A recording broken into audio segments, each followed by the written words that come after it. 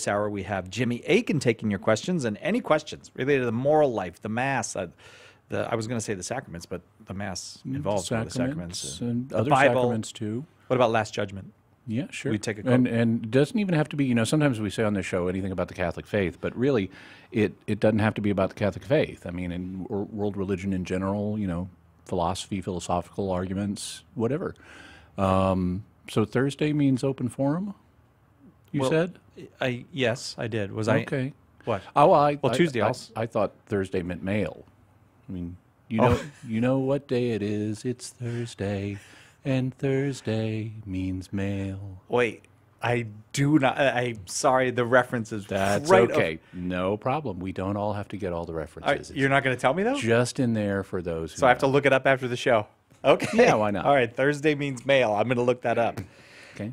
We're on Facebook Live today. Yeah. And we're also on, today is the first day, Jimmy, that we're on YouTube Live. Yes, and a lot of YouTubers will know the Thursday means mail reference.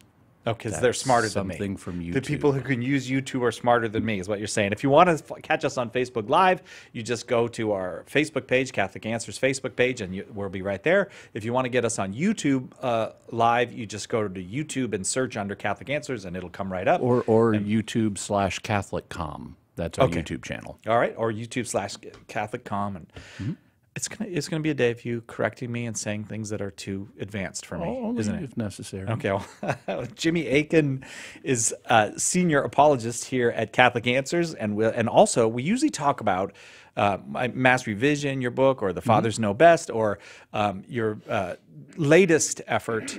I was gonna say offense, but I'm not going to say that. That's okay. A daily defense. A daily defense. But I'm not going to ask you about daily defense today, if you don't mind. Okay. Because because we have this challenge. Right. It's I want to make sure the 20 Answers Challenge. Uh-huh. And I said yesterday that maybe I'll do the 20 Answers Challenge, and I got a whole stack of books on my desk this morning. Carrie put them there, so I'm definitely in for the 20 Answers. Right, and so we have some of them here. Look if at you're you watching holding them us up for on they're just laying right here. We have them on a bunch of different subjects: abortion, miracles. These ones I'm holding: the sacraments, the Bible, and one that I wrote on salvation. And there's 20 of them. So it's interesting. I don't know. It's like 400 answers. Yeah, 20 times 20. Okay, I'm going to take your word for it. Yeah. Because I had to carry 20 over squared. and I can't do it. Okay. And so 20, so the challenge basically is right now, if you go to the CatholicAnswers.com shop or you call, you'll get half price on all 20 books. If you order the set, you get half price. $10 of that, Jimmy, is going to the street evangelization. St. Paul Street Evangelization. St. Paul Street Evangelization, something that we support and love. And then the challenge is, can you read all of the books before the end of the Easter season, which is June 4th? Yeah, sure you can. And I feel I can do it. Okay. And if there's anything in there about Thursday being mail day, I immediately would be surprised. Call you at home. Okay. You'll be surprised. Okay. Yeah. So you wrote the salvation book, Yes. 20 Answers Salvation. I'm holding that up for the camera. All right, so I'm going to take the challenge on, Jimmy. You just completed a challenge yourself. So give me some advice. Sure, I did. So who challenged you, first of all? Me. You challenged yourself. I challenged myself, and people will know about this if they follow me on Facebook. Yeah. But basically, I have, as of a week or so ago, I have lost 100 pounds.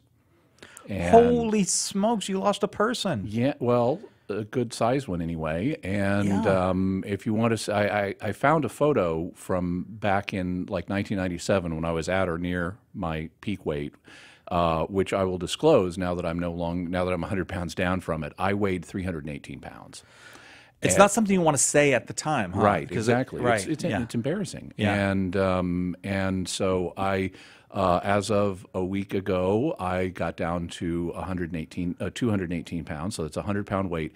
If you want to know if you want to visualize that, one of the things I did on Facebook was I calculated how many, because we all have an instinctive sense of how much a can of soda weighs, in your hand. Right, A 12-ounce can of soda. Yeah. And so I calculated how many cans of soda 100 pounds is, and it's 120 cans of soda, or 5 24-can cases. Wow. So if you can imagine having to constantly carry 5 cases of soda and never being able to put them down even for a minute, even when you're laying on your back, that's what it's like to carry an extra 100 pounds. Yeah. But some years ago, my doctor recommended that I try low-carb dieting, and I lost about 70 or 80 pounds, kept most of it off, but then I was in kind of stuck in a trading range for more than a decade.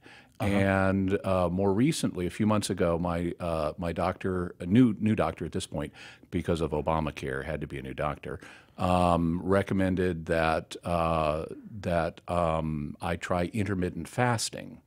And I researched it, and I did, and in the last few months, as of today, I've lost 40 pounds. So now I'm actually 102 pounds down from my peak weight as of this morning, and it's been really amazing. I kind of got onto it slowly, so that I took it a step at a time. So I didn't just leap into fasting, but I started removing progressively more eating periods from my day, cut out all snacks first, then when I got used to that, cut out breakfast, then moved lunch close to dinner, then cut out lunch. And so now I'm eating basically once every 24 hours. And I'm experiencing almost no hunger. Because, Really? yeah, because when your body's burning fat, it has a fuel source. It doesn't need to make you hungry. And in fact, it turns out hunger seems to largely be habit. It's when your body's used to getting calories. That's when your body says, okay, it's time to eat. We need to send him the hunger signal. Yeah. So even just after a couple of days, your hunger cycle's disrupted, and you don't get hungry the same way anymore. But anyway, it's been really awesome. I still have some more weight I want to lose, but I'm feeling great. I have lots of energy. My sleep is better. My doctor is thrilled. So all of that's great. And people have been asking me about it on Facebook. And so I wrote a blog post at my personal website. If you go to jimmyakin.com/fast, Oh, okay. just 4 letters, F-A-S-T, jimmyakin.com/fast. There's information there where I answer questions about how I'm doing it and what resources I recommend and stuff like that. Wow. Did you have any sense that you needed to replace, like, maybe, I don't know if it's like eating for entertainment, because you can see I'm overweight myself, and I Common thing. Yeah. So, but I do think sometimes it's almost like a form of entertainment. And like, do you feel that way, or There's a little aspect of that. I mean, I used to be a chef in restaurants, and I cook, and I'm good at it, and I enjoy it. And it's kind of like I don't have as many cooking opportunities now. Yeah. But it's also neat because, like, I don't have to bring anything to work or worry about where I'm getting lunch or anything like that. And you save money. So, because food does cost money. Yeah. Yeah. Right. So it has a bunch of benefits. I mean, there's some trade-offs, but it's been a really good experience for me. Well, so that was my challenge that I've recently completed, was losing that 100 pounds. Well, now you've pretty much guaranteed that I'm going to complete the 20 answers challenge, because if you could lose 100 pounds, come on, I can read 400. I can answers. read the books. Yeah. So if you want to participate in the 20 answers challenge, just go to Catholic.com, go to the shop there, call 888-291-8000 to order the books. Either way, if you get the whole set, they are half off, and $10 of your order will go to support our good friends at St. Paul Street Evangelization. So I just can't recommend that to you more. And I'll probably, maybe, you know what I'll do? You can't recommend it enough. You can recommend it more. No, they told me that's all I can recommend. Oh, well, okay. Well, then if you've hit your limit of recommending for the day. Yes, so they said, look, recommend up to a point, and then no more. Okay. Well, all right, Jimmy. So I can't, but now I lost my train of thought. It's a train that's in a dark tunnel most of the time. They're a great organization, and we recommend supporting them and this challenge. And we do. Amen. Amen to that. All right, well, it's open forum today on Catholic Answers Live. Open forum, any question. As Jimmy said, it doesn't have to be on the Catholic faith. Any question having to do with the philosophy of religion, with other faiths, more than welcome. Happy to take them. 888-318-7884 is the number. I am Cy Kellett, your host. As I said, Jimmy Akin will be answering your questions when we come back right after this. We'll be right back with more great answers from Jimmy today on Catholic Answers Live. Hey everyone, this is Carlo Broussard. I've got a challenge for you. It's called the 20 Answers Challenge. Catholic Answers 20 Answers series offers hard facts, powerful arguments, and clear explanations of the most important topics facing the church and the world. Here's how the challenge works. When you purchase the sampler of all 20 books in the series, we're going to knock the price in half. And we're challenging you to finish them all this Lent and Easter season. Then, we're going to take $10 from each set purchased and provide materials to our friends at St. Paul Street Evangelization so they can do what they do best: hit the streets and share the Catholic faith. That's $10 from every set you purchase, going to help our fellow workers in the vineyard. You win, St. Paul Street Evangelization wins, the Catholic Church wins. That's a win-win-win. Together, we can be a part of something great. Call 1-888-291-8000 or visit the shop at Catholic.com now to get your set and begin taking the 20 Answers Challenge today. The Catholic Answers Minute. I'm Father Vincent Serpent.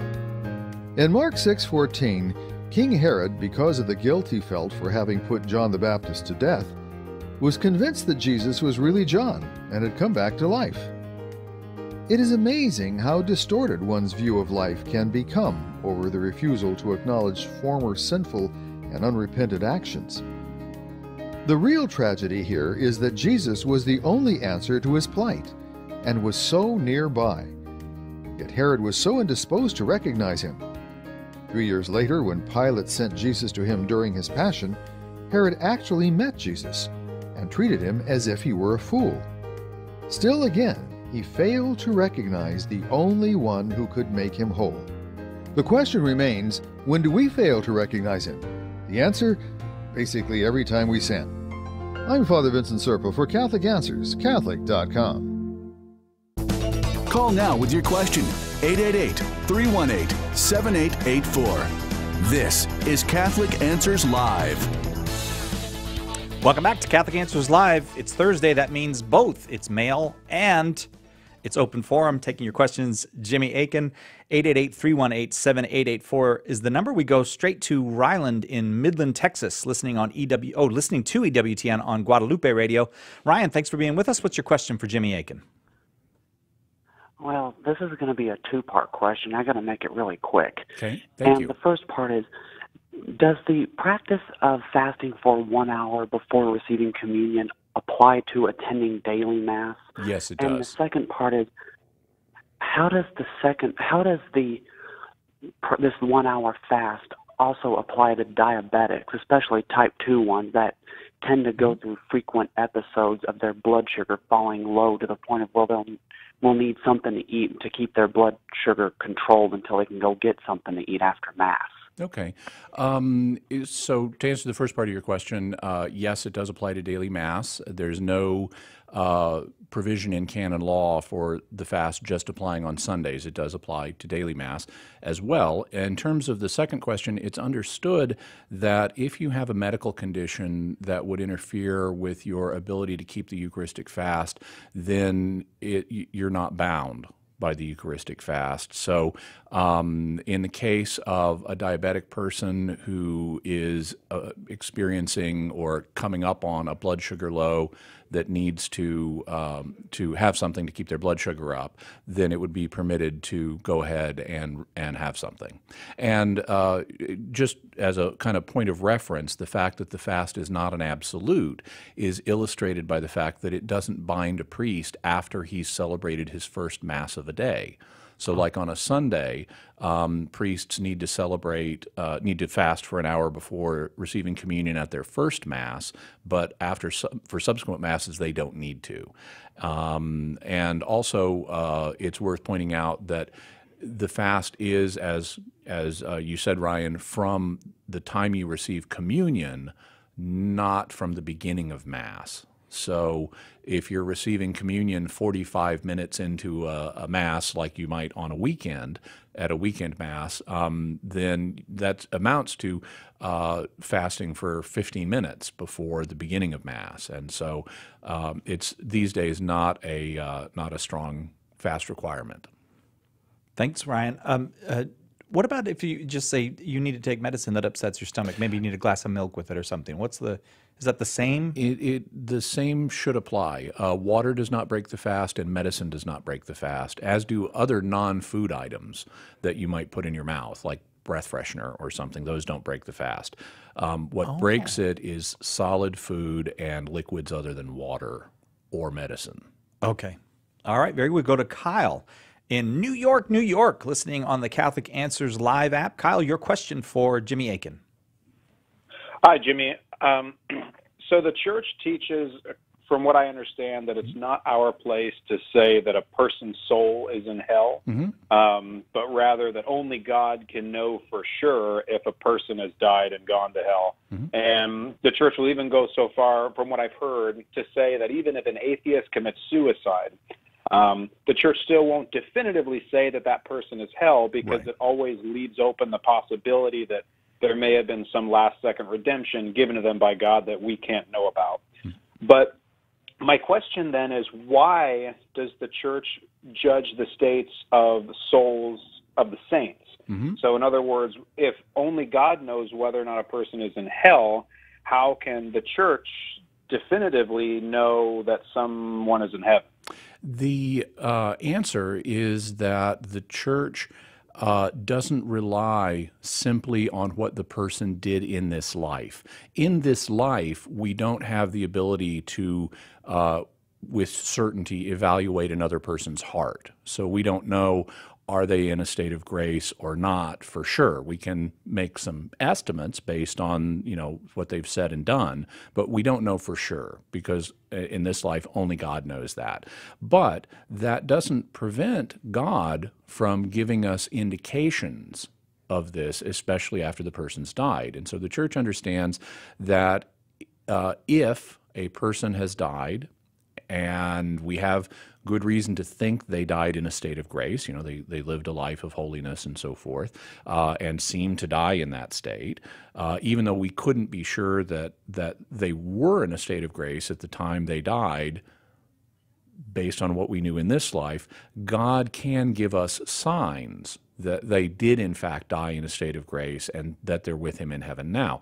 And the way the church understands God to do that is by answering prayer and performing miracles in response to that saint's intercession. So if someone dies, let's say Mother Teresa, and she seemed to live a life of grace and then she passed on, well, people may begin to ask her for her intercession. And if God genuinely performs miracles, things like, for example, medically inexplicable healings of a dramatic nature that science has no explanation for, then that's a sign that she is with God in heaven and that she did make it to heaven. And so the church looks to miracles performed after a person's death in conjunction with people asking for that saint's intercession as a sign that the person did in fact make it to heaven. And after a couple of miracles, the church may decide, okay, we have the evidence we need, it's all been thoroughly investigated, these appear to be genuine miracles, and at that point the church may officially proclaim the person a saint. Is there any scriptural basis for that I can refer to, or is that a church teaching that is derived from outside of Scripture? There are texts that deal with the intercession of people in heaven who are saints, who are with God. We see that happening in the book of Revelation. In a couple of chapters, in chapter 5 and also in chapter 8, where an angel is interceding. We also see and this is a somewhat different circumstance because it was before the death of Christ, but in 2 Maccabees, there is a passage where Judah Maccabee receives a vision of two saints who are with God at this point, apparently exceptions, to the general rule that heaven was not open to people before the time of Christ as a general rule. One is Onias, the high priest, and the other is Jeremiah the prophet, and we're told that both of them are in heaven interceding for the people of Israel, and through the intercession of Jeremiah in particular, Judah is given the ability to conquer his enemies. And so there is a basis for saying that the saints in heaven intercede for us and that God will do things in the world. He'll answer those prayers. And when the answer is as clear and unmistakable as a genuine miracle, then that would seem to give us a warrant for saying that the person is in heaven. But that's an inference, because the process of canonization didn't exist in biblical times. It was a later development. But the principles that underlie it, there is biblical traction for.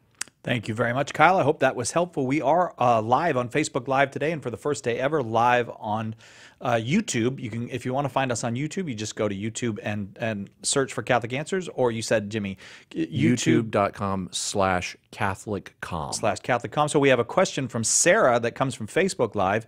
She writes, Jimmy, my family and I were wondering if you could help us to understand the concept of extraordinary measures with regard to the care of the aged. Specifically, for an aged person who is not terminally ill, why is a feeding tube not considered an extraordinary measure, whereas a breathing apparatus or ventilator would be? Okay. The basic principle is that food and water and, I would say, oxygen are all things your body needs as part of its regular care. Those aren't in and of themselves treatments. They're just ordinary maintenance on the body. And so consequently, they need to be delivered by whatever means, including oxygen, unless they're causing more problems than they're fixing. In the case of a feeding tube, actually, it can. Or at least has in recent times been able to cause more harm than good in some cases. And I can speak to this from my personal experience, because when my wife was dying of cancer back in the 1990s, in the early 90s, her body stopped manufacturing albumin. Albumin is a protein that it's also what egg whites are made of, and our bodies make it. And it's used to help regulate the fluids in your tissues. And if your body doesn't make albumin, then if you're, say, being fed intravenously, like she was, then the fluid will go out into your tissues and build up there and cause horrible damage to your body. Yeah. And so in that situation, the feeding her wasn't a treatment. It's not a medical treatment that we could withdraw because it's an unnecessary treatment. It's just ordinary care.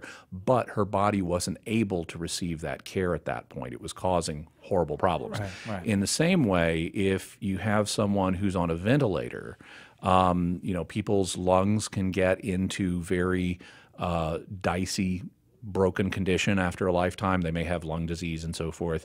And oxygen actually is a very destructive element because it's highly reactive and can do further damage. And so I can imagine some situations where, because of the physical problems and the psychological stress and other factors, that I could see someone saying, okay, in this situation, we're going to discontinue the use of oxygen or whatever. But it's not because oxygen isn't necessary or ordinary for the body. It's because in a particular case, it's causing huge problems. Very, very clear. Okay, thank you, Sarah, for that question on Facebook Live. And if you're watching us on Facebook Live or would like to, we'd certainly be happy to take questions there. It's open forum today on Catholic Answers Live. Jimmy Akin is answering your questions. I am Cy Kellett, your host. The number, 888-318-7884, and we'll be right back.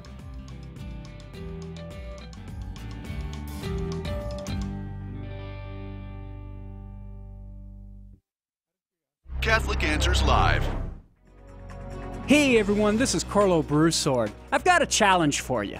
It's called the 20 Answers Challenge. Catholic Answers 20 Answers series offers hard facts, powerful arguments, and clear explanations of the most important topics facing the Church and the world. Here's how the challenge works. When you purchase the sampler of all 20 books in the series, we're going to knock the price in half. And we're challenging you to finish them all this Lent and Easter season. Then, we're going to take $10 from each set purchase and provide materials to our friends at St. Paul Street Evangelization so they can do what they do best: hit the streets and share the Catholic faith. That's $10 from every set you purchase, going to help our fellow workers in the vineyard. You win, St. Paul Street Evangelization wins, the Catholic Church wins. That's a win-win-win. Together, we can be a part of something great.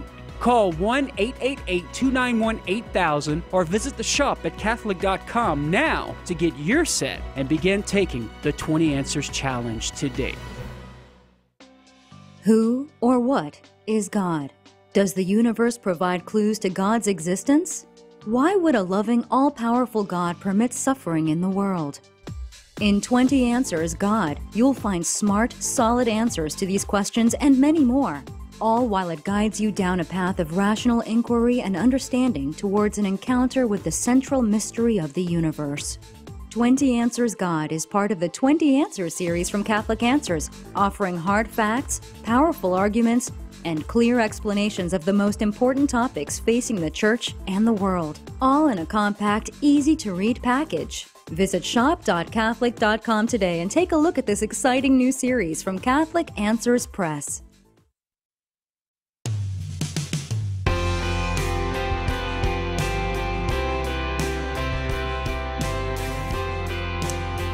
Welcome back to Catholic Answers Live. It is open forum today here on Catholic Answers Live, taking your questions. Jimmy Akin, we go to Alfred in Fresno, California, listening on Immaculate Heart Radio. Alfred, your question for Jimmy? Yes, hello, thank you. My question has to do with the so-called Council of Jamnia. Mm-hmm. I've heard different people speak of it, and some say that it happened, some say that it didn't. Mm-hmm. I'm just wanting to know why there's so much confusion about it. Is there any church teaching on it or anything like that?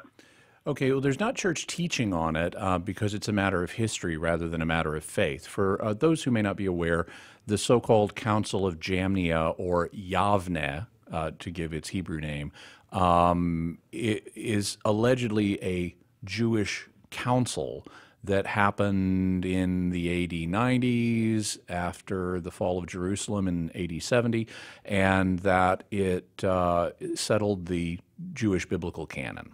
And this was a very common view 100 years ago.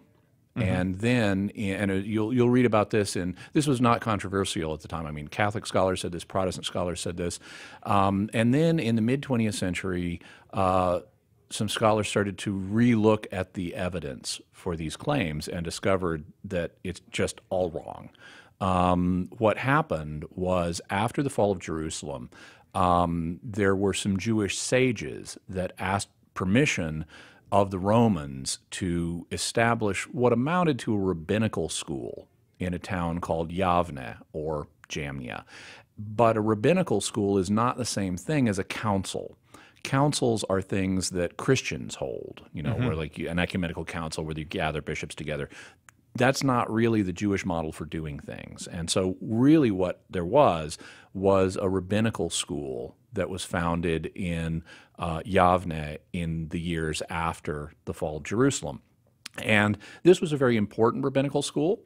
It helped codify, and people associated with it helped codify Jewish thought on various subjects, and in principle legal ones, that led to the creation of important works of Jewish literature like the Mishnah, which then eventually had the Talmud written as a set of commentaries around the Mishnah. And so it was a very important school, but it wasn't a council. Also, it didn't settle the canon of Scripture. We know that the canon of Scripture continued to be debated in Jewish circles for several centuries. And so we have just no evidence that that there was this council that settled the Jewish canon of Scripture in the 90s. That's just not accurate, and actually, that's not controversial today either. Both Protestant scholars acknowledge this, and Catholic scholars acknowledge this. There's an interesting acknowledgement of it in a document that was released by the Pontifical Biblical Commission a few years ago, called I'm blanking on the exact name, but if you Google I think it's the Jewish people and their sacred scriptures and Pontifical Biblical Commission, it'll come up, and they talk about this, how this has been recognized in recent years. It's also all over the place in Protestant books about the canon. Basically, everybody acknowledges this today, that this was just kind of a historical detour in biblical scholarship that we've now emerged from. Alfred? Okay, cool. Yeah. Well, thank you, because I was actually going to ask you also about that, if that had anything to do with settling the Old Testament canon, but you answered that. So, yep. Cool. Thank you. Appreciate it. Thank you very much for your call, Alfred. Again, open forum on Catholic Answers Live today. We go to Charles in, do you think it's Villa Park or Villa Park? Villa Park, I would assume. All right. Charles in Villa Park, California, listening on Catholic.com. Charles, your question for Jimmy Akin. Hello. Hi, can you hear me? Yep. What's your question? Hi, thank you. This is an argument that I've heard from atheists, and I don't know really how to respond to it. And that is that you don't really need religion in order to be moral, because you just have natural law. Like if you just use natural law and reason, that can be enough to kind of figure out what's right and wrong. And so that Christianity, or any religion in general, is at best superfluous and not really necessary for being moral. So how would you respond to that? I'd make a couple of responses. The first one is there's an element of truth here, because God's law is written on the hearts of men even when they aren't religious. This is something that St. Paul talks about. He doesn't talk specifically about atheists, but he acknowledges that even Gentiles who don't know the God of Israel or the Scriptures of Israel, nevertheless, they have consciences, and that shows that the law of God is written on their hearts. And so there's an element of truth here. But it doesn't mean religion is superfluous, because number one, simply being a good person is not the end-all and be-all of life. I mean, I don't want to just be good. I also want to know the truth. And if it's true that God exists, I want to know that. That is not superfluous. Similarly, if God exists and if an afterlife exists, and that's something I want to know too, I'm going to want to know how to get to heaven in the afterlife, how to arrange the best afterlife for me possible. And so other areas of religion besides morality are not superfluous. Even in the area of morality, religion is not superfluous, because one of the things that we find, and this is also true of everybody regardless of whether they're religious, is we aren't always good, and we can and do evil things, and we're pretty good at self-justification and self-deception. And so consequently, it can help to have a reinforcement of things we already know or should know, in the form of God communicating it to us and saying, okay, listen, I know it's tempting at the moment, but really do not commit adultery, or do not kill, or do not bear false witness, or whatever it may be. Having that stated explicitly makes it harder to rationalize away what your heart might tell you. And so even in morality, the role of religion is not superfluous. Also, I'd make another point, which is that if you have an atheist who's acknowledging that right and wrong exist, and that good and evil exist, okay, how do you explain that on, I'm assuming you're talking to a scientific materialist as an atheist, someone who thinks matter is the only thing that there is, and science is the way to learn about stuff. Well, okay, one of the things about good and evil is they're not empirical properties. They're not sensory. You can't detect them either with your senses or with the extensions of our senses that we have in laboratories. You can't see under an electron microscope what a particle of goodness looks like.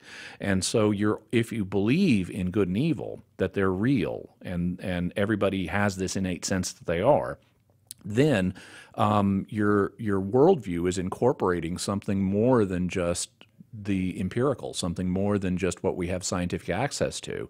And that means there's a whole other realm of reality that we have intuitions about, but that we don't have scientific access to. And if you're willing to acknowledge that there's this second dimension to the universe beyond what we can detect with our senses, then you should be open to religion as well, which brings us knowledge of that area. Charles? Okay. Yeah, that makes sense. I'm glad that it makes sense. I thought it made sense too, Jimmy. Charles, thank you very much. We'll go to Facebook Live. As I said earlier, we are on Facebook Live today. Please join us there if you'd like to see, not just hear what's going on here in the studio. If you want to see what Jimmy Akin looks like, just go to Facebook Live and you can see it right now. Or today we're on YouTube Live as well. And you can go to youtube.com/CatholicCom. Right. And you can find us there, and we'd be happy to see you there. So from Facebook Live, Beverly asks, Jimmy, kids in my catechism class asked, do we get more God if we drink the wine and eat the bread? No. Oh, knowing the answer is no, she says. She already knows that. I thought, well, that kind of put short work of that. But she was on to you. Yeah. Jimmy Akin, knowing the answer is no, how do I explain at grade 2 level? Resources appreciated, thanks. Okay. Also known as psi level. Grade 2 level. Explain it so I can understand it, Jimmy. How am I not getting more God? I would keep it real simple. Yeah. I would avoid elaborate explanations here because you may refer to things that that a second grader may not know about yet or may not have a good handle on yet. I would simply say, look, what you're receiving when you receive the host is Jesus. So even though it looks like a piece of bread, it's really Jesus. And in the same way, if you drink from the cup, even though it looks like wine, it's again really Jesus. And so if you're receiving Jesus under one form, and if you're receiving Jesus under another form, you're not receiving more God. You're still receiving Jesus. You're doing it in a somewhat different way because you're receiving him under a different form, but it's still Jesus who you're receiving. And so there's only one Jesus. You're just receiving him two different ways. Good for you, Kim, for anticipating Jimmy's quick answer there and being prepared with a follow-up. We'll take a little break. We'll be right back on Catholic Answers Live. Jimmy Akin answering your questions. It's open forum, so those questions can come from any end of the spectrum. We're happy to take them. I'm Cy Kellett, your host. 888-318-7884 is the number. We'll be right back. Hello, everyone. This is country music artist Colin Ray. Do what I do and keep it right here on Catholic Answers Live. Hello, my friends. This is Christopher Check, president of Catholic Answers, and I'm challenging you to take the 20 Answers Challenge. Catholic Answers 20 Answers series offers clear arguments so anyone can master defending the fundamentals of our Catholic faith. They also arm the reader to converse intelligently about critical moral and cultural topics facing the Church today, such as abortion, end-of-life issues, and the growth of Islam. Here's how the challenge works. When you purchase the complete set of all 20 books in the series, we will cut the price in half, and we're challenging you to read them all by the end of Lent. What a great preparation for Easter. But wait, there's more. Catholic Answers is going to take $10 from each set purchased and use it to provide materials to our good friends at St. Paul Street Evangelization so they can do what they do best, hit the streets and share the Catholic faith. That's $10 from every set you purchase going to help our fellow workers in the vineyard.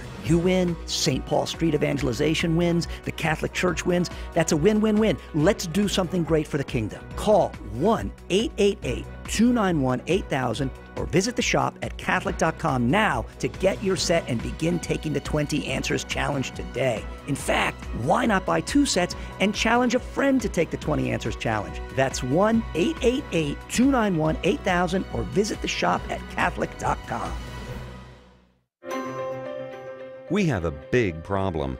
Our culture is dying, and souls are in danger of being lost. The answer is conversion to Jesus Christ in His church. St. Paul Street Evangelization is a Catholic organization, and we have hundreds of teams spreading the good news throughout the country. But we need your help. The harvest is great, but the laborers are few. Find out more and get involved today at streetevangelization.com. That's streetevangelization.com.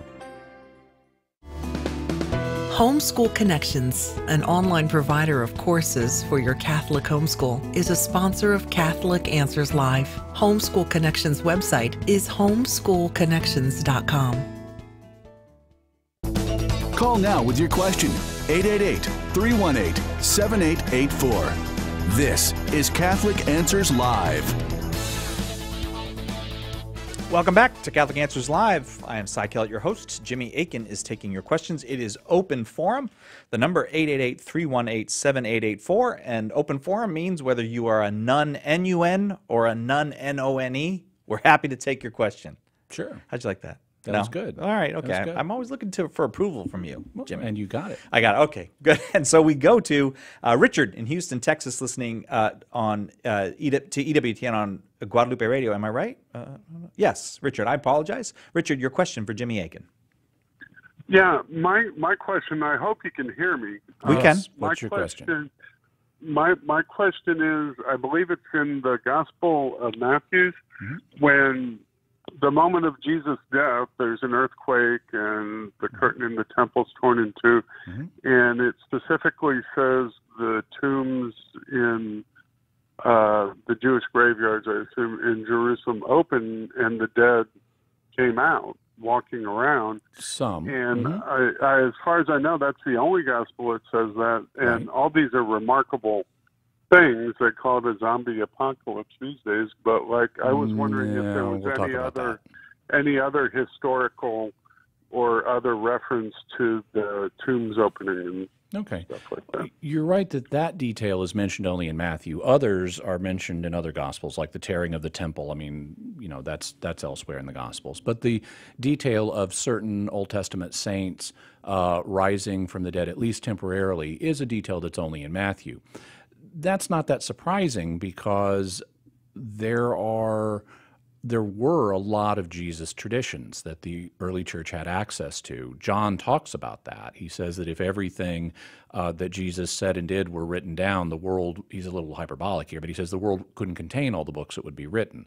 So John acknowledged that he, and by extension the other evangelists, knew a lot of things about Jesus, and they could only write down a few of them because books, and we've talked about this recently, in fact, on the show, books back then were fantastically expensive. They were hand-copied, and they didn't have the printing press and just the supplies for them. You know, paper making from papyrus or parchment was at a very primitive, is very expensive, and so a single copy of one of the Gospels could run you the equivalent of something like $1,500.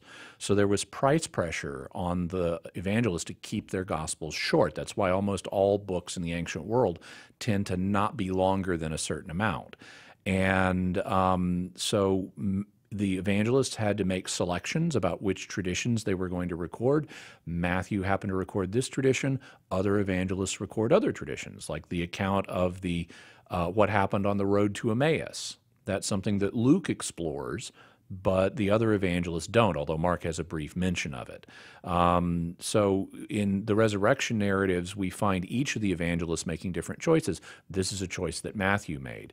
I wouldn't call this a zombie apocalypse. Number one, zombie means something different than what we're talking about here. We're talking about someone who's been raised to functional, actual life. We're not talking about someone who is raised in a disordered state to where they're shambling around and trying to eat people's brains.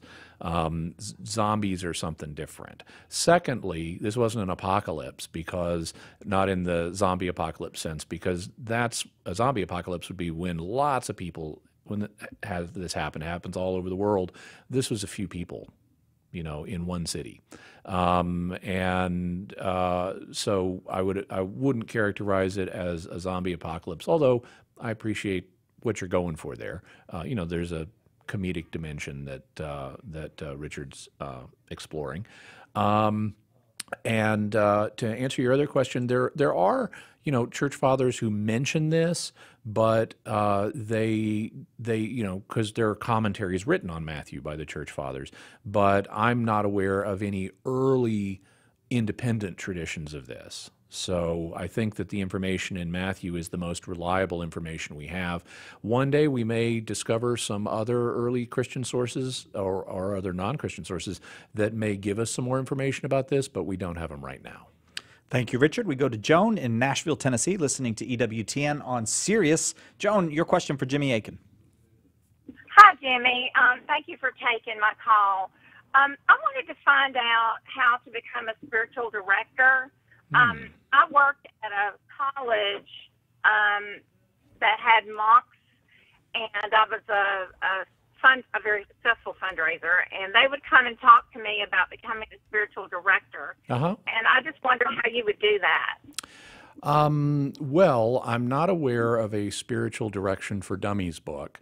But I'm writing that down. I can recommend a resource for you. There is a gentleman named Dan Burke, B-U-R-K-E, and he runs a website called spiritualdirection.com, and I would suggest going by that website and looking at the resources he has online there, and also checking out other resources that he may recommend. And you also may be able to ask him some questions and get some personalized guidance in that regard. Thank you very much, Joan.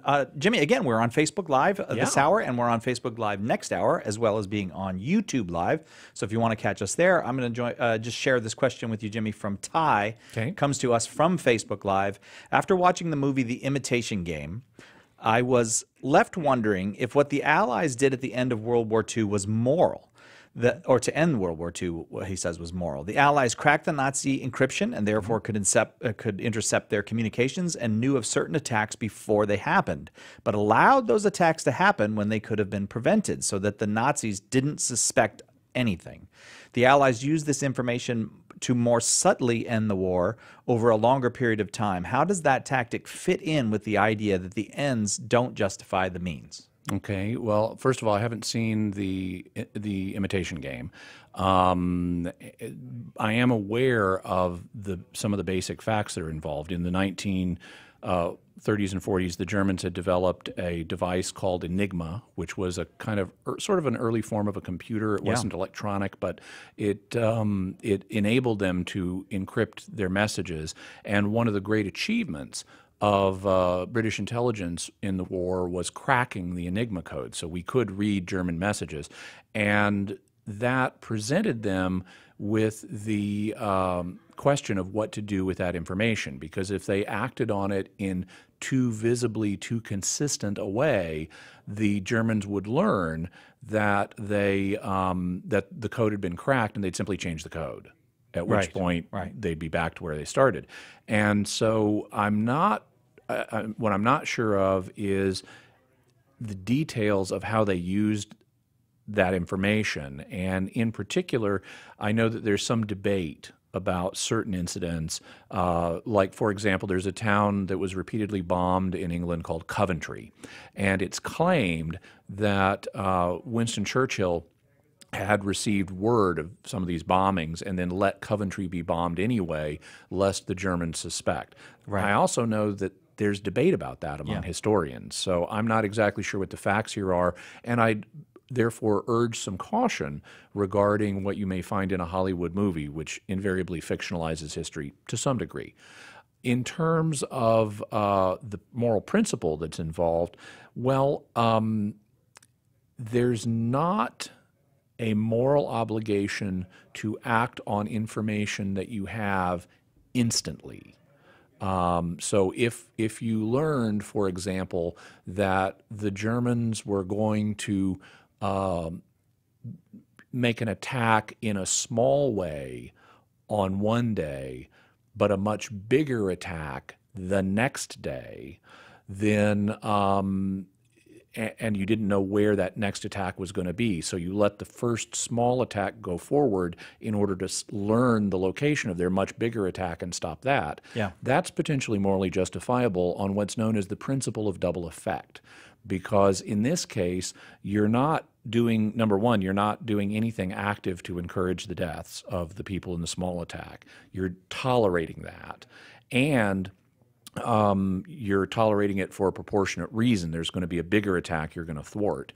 And their deaths are therefore a side effect of what's happening, and consequently, Catholic moral theology would allow that in principle. Yeah. Whether it's the right strategy to use in a particular case is going to involve judgments about battle tactics and what's going to be bigger or smaller and how useful is this information. And people in wartime can and do make mistakes in assessing those things. But in principle, you can tolerate a smaller evil that you're not encouraging, you're not doing anything to encourage it, but you're tolerating a smaller evil in order to prevent a larger evil. Which is essentially, because I did see the movie, in a naval sense, that's essentially what happened. They had to allow one ship to be attacked in order to be able to protect a much larger number of ships. Excellent question, Ty, and thank you for submitting it to us from Facebook Live. If you'd like to join us on Facebook Live, we got more than an hour that we'll still be there. Mary Kate in Reno, Nevada, listening on Immaculate Heart Radio. You are on with Jimmy Akin. What is your question? Hi, Jimmy. I just wanted to commend you on your weight loss. I think that's really awesome. You're going to be very, very healthy, and your bone density's got to be amazing. So keep it going with lots of exercise. My question to you is this. I had an experience this last several months in which I dealt with a priest, and it's during confession, and it's just really made my just so you're aware, Mary. Catholicism waver. Yeah, Mary Kate, just so you're aware, we're almost to the end of the hour, so if you could give me the question real quick, I can give you the best answer I can. Sure. During the Last Supper, when Jesus said, "This is my body, this is my blood, do this in memory of me," he wasn't just speaking to Peter, who would be the first pope, correct? He was talking to everybody there. So what would their label have been? Were they just considered lay people? Okay. Which part are you asking about? The part where he says, "Do this in memory of me"? No, the part where Peter was the first pope. Right. But Jesus said that to everybody there. That they said may what? Go and share this with others, that this is his body and this is his blood, to do this in memory of him. Okay. So what would the labels of all those other people, all the other disciples be? They were not the first pope. Right. They were just considered what? Lay people, his apostles? Nope. So, everyone there was his disciple, but the church understands that when he says, "Do this in memory of me," he's commissioning the apostles in particular as priests. So they were already apostles because he'd already appointed the 12 much earlier. Compare Matthew 10, where he does that, to Matthew 26, where the Last Supper is. They were already apostles, but now he made the apostles priests by commissioning them to perform the Eucharist. And thank you very much for that question. Thank you for everyone who has submitted questions on YouTube Live or Facebook Live. You can continue to do that next hour when Mark Brumley will be here to answer your questions. Thank you very much, Jimmy. It was a real pleasure spending this hour with you. Likewise, and rock on in the next hour. Thank you very much. And, it really is remarkable, 100 pounds. So congratulations. Thank you, 102 now. 102 pounds. That's even more than they had Dalmatians. Cy Kellett, your host. Our number, 888-318-7884. We've got another hour of open forum on Catholic Answers Live coming up right after this.